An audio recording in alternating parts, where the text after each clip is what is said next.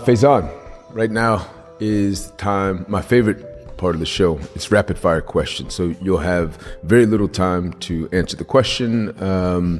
I'm ready to see what you got, man. Are you ready? Let's go. First question. What's a good book or blog or podcast even related directly to the work that you do? I'd say a book, Range by David Epstein, sort of speaks to the need for good analysts to be well-rounded and willing to bring in different disciplines to their problem solving. Faizan, I usually don't respond to the rapid fire questions, but I read Range maybe 2 years ago, and that book made me feel so good about myself because it's basically the one book that I've come across where it's like there's advocacy for the generalists. You know what I mean? Yeah. Yeah. Awesome recommendation. Okay. Second question: what 3 things related to your work would make you cringe or quit on day one if you encountered them in the job? I would say either an absence of or a shitty long-term vision statement. This is a pet peeve, but like use of the term number cruncher to define this function, or just like anything in general that alludes to just like asking for reports to be created with no analysis or interpretation on top of it. Yeah.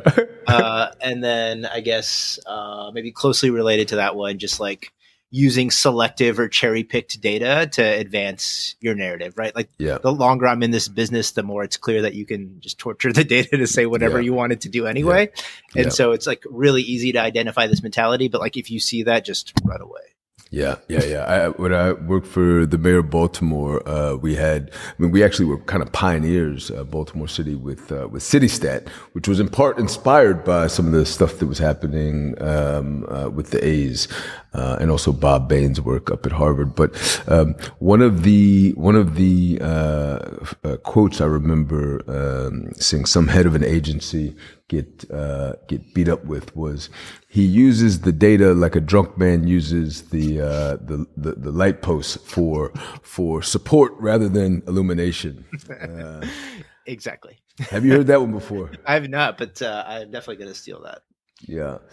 Okay. What's in your MacGyver number cruncher? I'm sorry, analyst toolkit?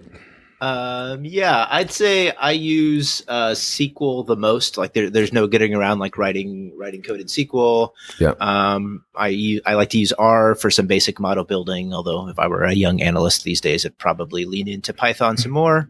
Okay. And then you got to have something front end for your visuals, right? So that's just so important in this function. I'm pretty agnostic about whatever tool people want to use, Tableau, Looker Mode, or whatever. But like, if you're coming at me with just spreadsheets, I'm going to tell you to like turn around and like pack up.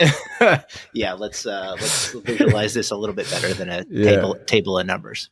Hit the dugout. Exactly. Yeah. Cool, man.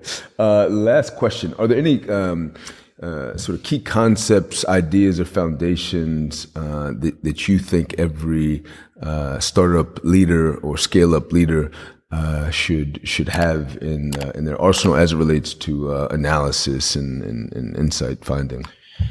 I'd go with sort of 2 main ones. Like I really do like the concept of crawl, walk, run when it comes to analytics. Like I think there's often a rush to sort of want to over-engineer your process early on or build complex models. Like before you can get there, just like start simple, 4 or 5 key North Star metrics that distill the sort of core functions and monitor them closely. And then the second one is, again, I'll harp on the de-averaging concept, right? Like you need to find key ways to figure out beyond just weekly average, daily average, like what is actually going on under the hood.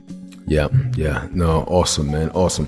Faizan, I really am excited about the next time to catch up with you, man. It's always really a great pleasure. And thanks again. Looking forward to seeing this one go live. And we'll be in touch soon, man. Thanks so much, Faizan. Yep. Be well. Bye. Awesome. Bye.